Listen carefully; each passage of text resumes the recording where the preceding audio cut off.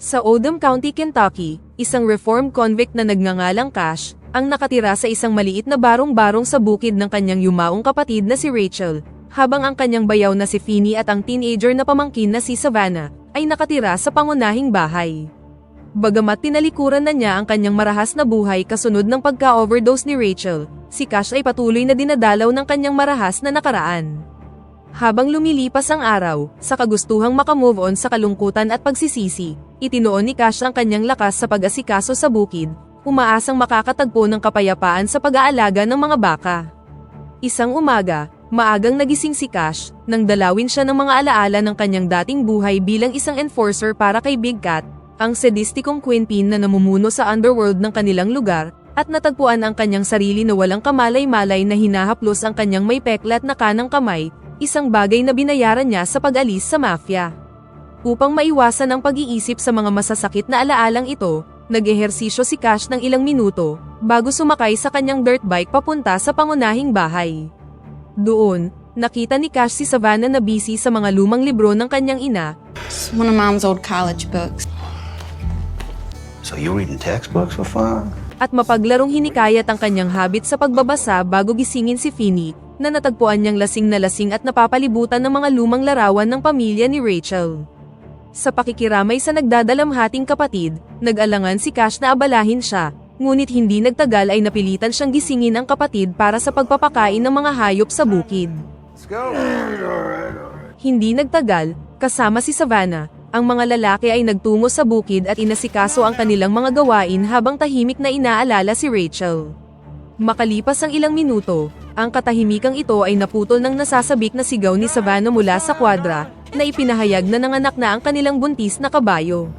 Nang marinig ito, ang mga lalaki ay sumugod sa kwadra, at nakita ang kabayo na nahihirapan sa paglabor.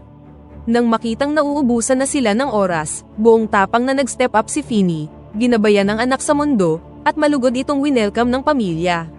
Nang matapos ang mga gawain sa umaga, naghanda na sina Cash at Savannah na magtungo sa simbahan, habang si Finney naman ay mas piniling manatili at nangakong makikipagkita sa kanila mamaya sa local diner para sa tanghalian.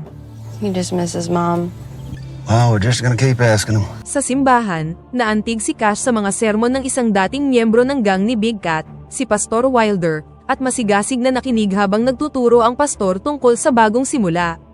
Pagkatapos ng sermon, nakipagkita ang pastor kina Savannah at Cash, at pinayuhan si Cash na dalhin si Finney sa pangangaso para maibsan ang kanyang kalungkutan. Kalaunan, pumunta sina Cash at Savannah sa local diner, umorder ng paboritong pagkain ni Finney at naghintay sa kanya, ngunit nadismaya sila nang hindi siya nagpakita. Makalipas ang ilang oras na paghihintay, lumabas si Cash para tawagan at tingnan siya. Gayunpaman, sa sandaling lumayo si Cash, ang mga goons ni Big Cat ay pinalibutan si Savannah at nanggulo. Cash? We were just being polite, keeping her company. Didn't think you'd mind? Thought he was just having a little bite to eat. Nagtanong si Cash tungkol sa intensyon ng tatlong lalaki bago sila nagbantang abalahin ang kanyang tanghalian. Ang isa sa kanila ay sinabi na gustong kausapin ng mob boss si Cash tungkol sa bukid. Nang marinig ito, medyo naguluhan si Cash kung bakit biglang gustong pag-usapan ng mafia boss ang farm ng kanilang pamilya. Gayunpaman, tumawa lang ang mga tulisan at sinabing dapat niyang kausapin ang kanyang bayaw na si Finney. Mabilis na umuwi si Cash para tanungin si Finney tungkol sa bagay na ito. Pag-uwi ni Cash, tinanong niya agad si Finney kung ano ang kinalaman ni Big Cat sa kanilang bukid. Sa huli, ibinunyag na ni Finney na isinangla niya ang sertipiko ng lupa ng kanilang sakahan sa mafia. Ginamit ni Finney ang lahat ng pera para bumili ng mga feeds ng hayop, dahil sa nakalipas na ilang buwan, wala na silang pera. Galit na galit si Cash dahil naniniwala siyang dapat na sinanla ni Finney ang bukid sa bangko, hindi sa mafia. Nakasisiguro si Cash na hindi magtatagal ay tiyak na kukumpiskahin ng mafia ang kanilang sakahan. Go home. Take Savannah. She wants to go with you. All I'm in the mood to shoot is bourbon. Alright, so don't worry about it. I'll do it outside. Kinabukasan, nakipagkita si Cash sa nag-iisang anak ng mafia boss na si Zaki. Nagtanong si Cash tungkol sa utang na natanggap ni Finney sa pagsangla sa kanilang rancho. Sumagot si Zaki na napakalaki ng halaga kaya sigurado siyang hindi na ito mababayaran ni Cash. Gayunpaman, merong isang paraan upang mabayaran ang lahat ng mga utang. Kailangang direktang pumunta si Cash kay Big Cat at makipag-negotiate sa kanya. Kasabay nito, ilang mga hindi inanyayahang bisita ang hindi inaasahang bumisita kina Feeny at Savannah. Lumalabas na mga tauhan sila ng mafia. Pinilit nila si Feeny na bayaran na ang utang ngayon kahit hindi pa naman due date. Hindi rin sila nag-atubili na bugbugin si Feeny ng ilang beses na nagdulot din ng pinsala kay Savannah sa proseso. I'm sorry. Pagkatapos ay inilabas nila si Feeny sa bahay at nagbantang papatayin siya. Pag-uwi ni Cash at wala na ang mga tulisan, laking gulat niya nang makitang bugbog sarado ang kanyang bayaw. Ipinaalam ni Savannah kay Cash na ang mga tauhan ni Big Cat ay binugbog silang dalawa ni Feeny. Pagkatapos ay humingi ng paumanhin si Feeny, dahil nangyayari ang lahat ng ito dahil sa kanyang walang ingat na desisyon sa paghiram ng pera sa mafia. Hindi nagtagal, pumunta si Cash sa police station para humingi ng tulong sa sheriff. Gayunpaman, pagkatapos sabihin ni Cash ang lahat ng mga problema, iginiit ng sheriff na hindi sila makakatulong dahil sa kakulangan ng ebidensya. We want to take her down, just as bad as you do.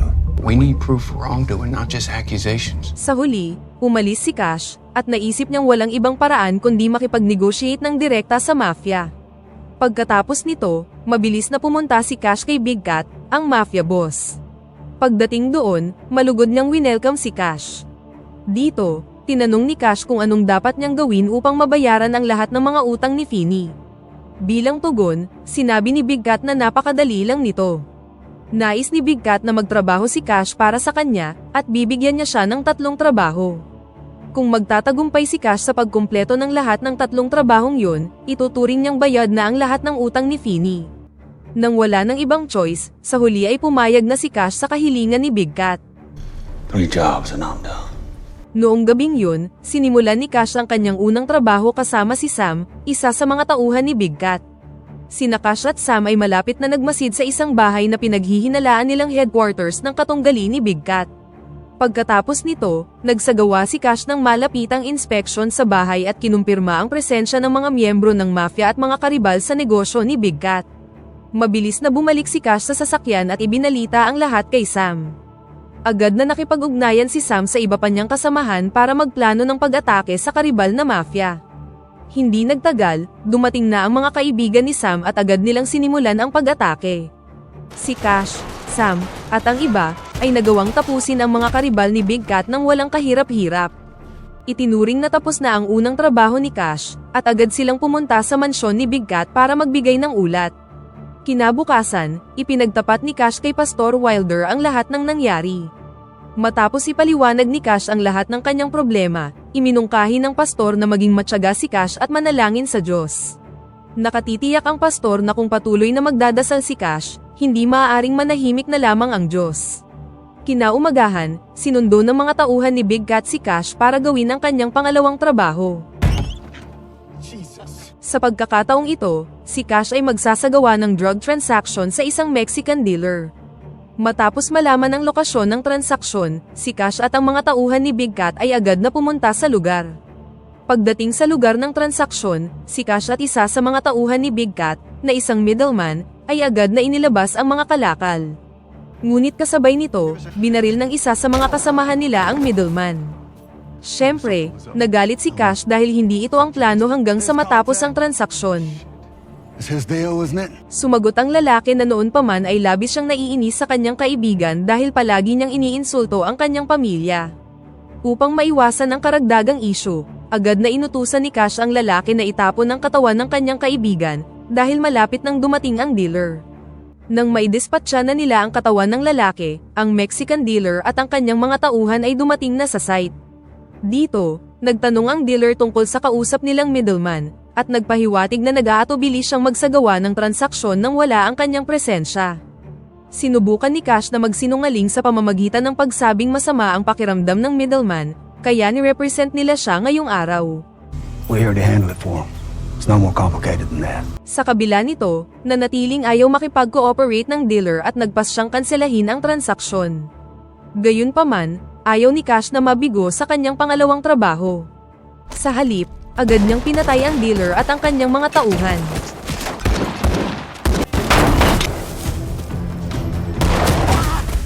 Do it now or I'll shoot you in the face. You take the drugs, we take the money just like we planned. Pagkatapos nito, kaagad na kinuha ni Cash at ng Thug ang pera ng dealer, kaya nakonsiderang matagumpay ang pangalawang trabaho. Makalipas ang ilang oras, makikita si Cash na naglilinis ng sasakyan, kasama ang bayaw niyang si Feeny. Sinabi ni Cash kay Feeny na binabayaran niya ang lahat ng utang ni Feeny kay Big Cat sa pamamagitan ng pagsasagawa ng 3 utos mula sa kanya. Tinanong ni Feeny kung nakatitiyak ba si Cash na tutuparin ni Big Cat ang kanyang pangako kapag natapos na niya ang pangatlong trabaho. Everything alright? Be in there in a minute. Sumagot lang si Cash na papatayin niya silang lahat kapag hindi tinupad ni Big Cat ang kanyang pangako. Nang hapong yun, tinuruan ni Cash at Feeny si Savannah kung paano mag-shoot. Sinadyang turuan ni Cash si Savannah para maprotektahan niya ang kanyang sarili. Alright, second ring. Sa kabilang banda, sinimulan ni Cash ang kanyang backup plan ng pagpapabagsak kay Big Cat at sa kanyang drug empire. Pumayag siyang makipagtulungan sa isang deputy sheriff sa pamamagitan ng pagbibigay sa kanya ng lahat ng ebidensya ng kanyang mga ilegal na aktibidad. Kalaunan, nakatagpo ng deputy sheriff ang isa sa mga tagapaghatid ni Big Cat. What's that, about $100? Yeah. I would just step out of the car. Tinangka siyang barilin ng babae ngunit mabilis na na-neutralize ng deputy sheriff ang sitwasyon at kinumpiska ang mga droga. Nang gabing yun, si Sam at ang isa niyang kaibigan ay sinundo si Cash para pumunta sa mansyon ni Big Cat. Ipinaliwanag ni Sam na may party si Big Cat sa kanyang headquarters, kaya kinakailangan niyang dumalo dito. Samantala sa bahay ni Big Cat, nagtipon ang lahat ng kanyang mga tauhan. Malugod silang winelcome ni Big Cat at binigyan sila ng ilang makakain. Nagbigay ng talumpati si Big Cat, na nagsabi na ang parting ito ay isang pasasalamat para sa mabilis na pagtaas ng kanilang negosyo. Pagkatapos nito, inimbitahan ni Big Cat ang lahat ng kanyang mga nasasakupan na lumipat sa kabilang silid, dahil meron siyang mahalagang ipapakita sa kanila. Ilang sandali pa, lumabas si Sam, kasama ang isang naka-wheelchair na individual na may nakatakip na tela sa kanyang katawan. Nang tanggalin ang takip, natuklasan ni Cash na ang individual sa loob ay ang deputy sheriff, na ngayon ay isa ng bihag. Ngayon, masasaksihan ng mga nasasakupan ni Big Cat ang matinding pagpapahirap sa deputy sheriff bago siya patayin. Si Big Cat at ang lahat ng kanyang mga nasasakupan ay nagsisigawan sa tuwa, alam na ang deputy sheriff, na palaging gumagambala sa kanilang negosyo, ay malapit nang matagpuan ang kanyang katapusan.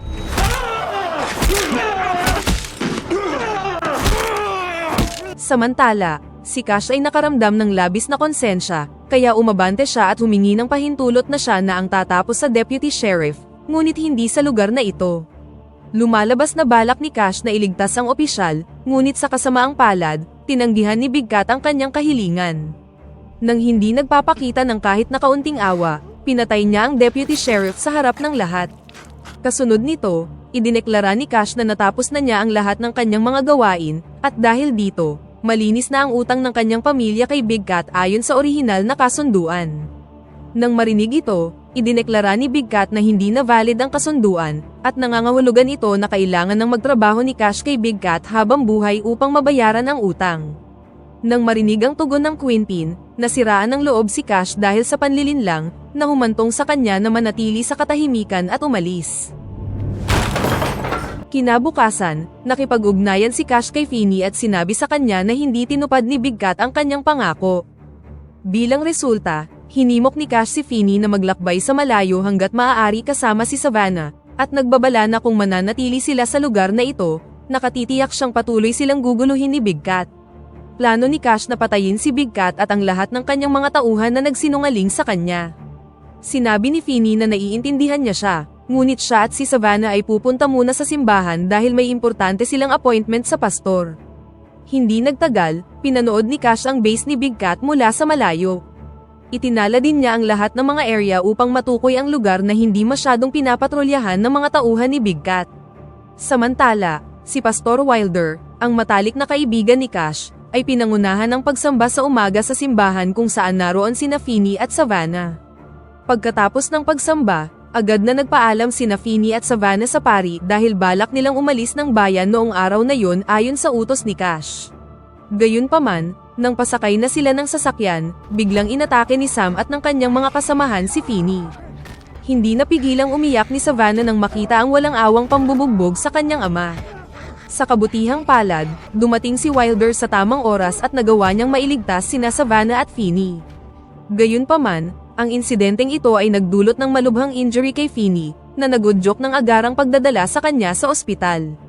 Makalipas ang ilang minuto, dumating si Cash sa ospital kung saan ginagamot ang kanyang kapatid. Pagpasok sa silid, laking gulat ni Cash nang matuklasang kamamatay lang ni Finney dahil sa labis na pagdurugo. Wala na siyang ibang nagawa kundi yakapin ng pamangkin niyang si Savannah, at pilit siyang pinakalma. Pagkatapos ay nakipagkita si Cash kay Pastor Wilder sa labas ng silid. Sa puntong ito, hiniling ni Cash na isecure ni Wilder si Savannah sa kanyang tahanan dahil balak niyang maghiganti kay Big Cat sa sarili niyang laro. Hindi maaaring pagbawalan ng pastor si Cash at hiniling lamang niya sa kanya na laging mag-ingat. Sa mga oras na yun, ang ilan sa mga tauhan ni Big Cat ay nagpapatrol sa kanilang headquarters. Nang hindi inaasahan, dumating si Cash na may planong patayin silang dalawa. Let's go, Cash! Matapos matagumpay na dispatsahin ang dalawa, agad na umalis si Cash sa lugar. Makalipas ang ilang minuto, sinimulan ng medical team at ng sheriff na isecure ang mga bangkay ng mga tauhan ni Big Cat. Hindi nagtagal, dumating ang Queenpin at agad na humingi ng impormasyon sa sheriff tungkol sa pagkamatay ng kanyang mga tauhan. Sinabi ng sheriff na malamang ay pinatay sila ni Cash dahil nakita niyang naiwan ang susi ng kanyang sasakyan. Kinabukasan, si Sam at ang kanyang tropa ay pumunta sa bahay ni Pastor Wilder. Kung gusto niyang huwag madamay, inutos ni Sam sa pastor na ibigay si Savannah. Sinubukan ni Wilder na magsinungaling at sinabing wala sa kanya si Savannah, ngunit sa kasamaang palad ay hindi sa kanya naniwala si Sam at agad nilang binugbog ang pastor. Ang dalagang si Savannah, na nagtatago sa mga sandaling yun, ay wala nang nagawa kundi isuko ang kanyang sarili kay Sam upang ihinto na nila ang pagbugbog kay Wilder. Bago kunin si Savannah, sinabi ni Sam kay Wilder na kung gusto ni Cash na mabuhay ang kanyang pamangkin, kailangan niyang sumuko kay Big Cat. Ilang sandali pa, dumating si Cash sa bahay ni Wilder, at laking gulat niya nang malaman na puwersahang kinuha ng mafia si Savannah. Dito, humingi ng tawad ang pastor dahil hindi niya nagawang ipagtanggol si Savannah. Naghatid din si Wilder ng mensahe mula kay Sam, na inutos na sumuko si Cash kung gusto niyang mailigtas ang kanyang pamangkin. Nang marinig ito, nakiusap si Cash sa pastor na muli siyang tulungan. Nakaisip ng plano si Cash, at ito ay ang dukutin ang nag-iisang anak ni Big Cat na si Zaki. Bilang resulta, tiyak na papalayain ni Big Cat si Savannah. Agad namang pinuntahan ng dalawa si Zaki, ang anak ni Big Cat, sa kanyang opisina. Pagdating nila doon, madaling nakidnap ni Cash at Wilder ang anak ng Queenpin. Pagkatapos nito, nakipag-ugnayan si Cash kay Big Cat para ibunyag na hawak niya si Zaki. Ipinaalam niya na kung gusto niyang maging ligtas ang kanyang anak, dapat ay handa siyang ibigay sa kanya si Savannah. Ayaw ni Big Cat na may mangyaring masama sa kanyang nag-iisang anak, kaya pumayag siya na magkita sila ni Cash sa headquarters sa alas 4 ng hapon.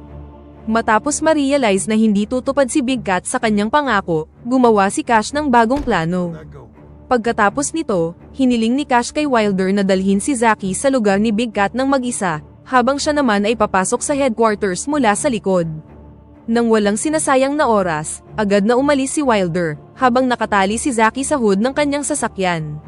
Makalipas ang ilang minuto, dumating si Wilder sa headquarters ng mafia, ngunit gaya ng hula ni Cash, sinira ni Big Cat ang kanyang pangako at sa halip ay tinutukan ng baril ang pastor. Ayaw din niyang bitawan si Savannah, ngunit binantaan din siya ni Wilder pabalik, at agad niyang tinutukan ng baril si Zaki. Samantala, ang isa sa mga tauhan ni Big Cat ay makikitang binabantayan ang nakataling si Savannah. Sa puntong yun, na-realize ni Savannah na may matulas na bagay sa likod niya, kaya nilapit niya ang upuan at saka ikiniskis ang pagkakatali sa kanyang kamay sa matulas na bakal. Dahil dito, nagawang makalagan ni Savannah ang kanyang sarili, kumuha ng baril, at kaagad na binaril ang lalaki. Put the gun down.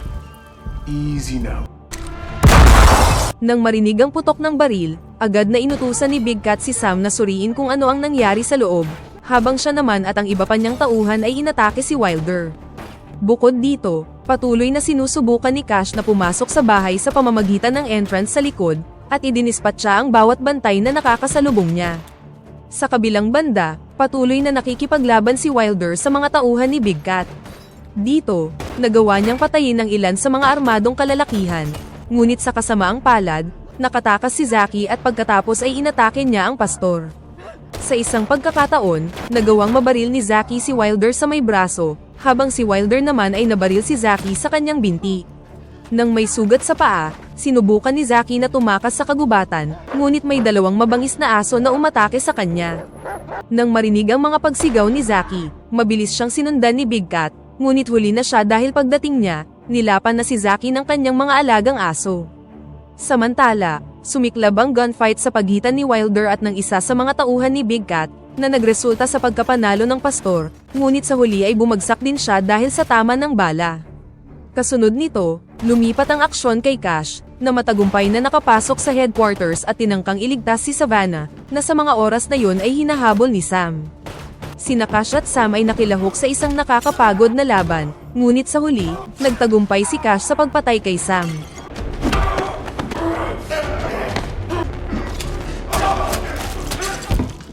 Pagkatapos ay nakasalubong ni Cash si Savannah, na agad niyang inutusan na umalis. Sa kasamaang palad, nang malapit nang umalis si Cash, nakasalubong niya si Big Cat, na humantong sa isa pang shootout. Sa puntong ito, inutusan ni Cash si Savannah na lumabas sa bintana, habang patuloy na lumalaban sa mga pag-atake ni Big Cat ng mag-isa. Mabilis namang sinunod ni Savannah ang sinabi ni Cash at mabilis na lumabas sa may bintana. Samantala, nanghihina na si Cash, at naubusan na din ng bala ang kanyang baril. Tinutukan siya ni Big Cat ng baril at pinilit siyang sumuko, ngunit nang malapit nang tapusin ni Big Cat si Cash, bumalik si Savannah at sinaksak siya hanggang sa mamatay. Makalipas ang ilang linggo, makikita si Pastor Wilder na nagbibigay ng sermon sa simbahan. Lumalabas na nakaligtas din siya dahil sa braso at balikat lamang tumama ang bala na kanyang natamo.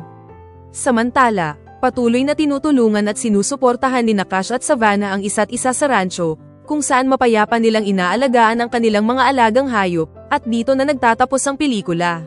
Salamat sa panonood. Kung nasiyahan ka, pindutin ang like button, mag-drop ng komento, at syempre, mag-subscribe para sa higit pang mga recap tulad nito.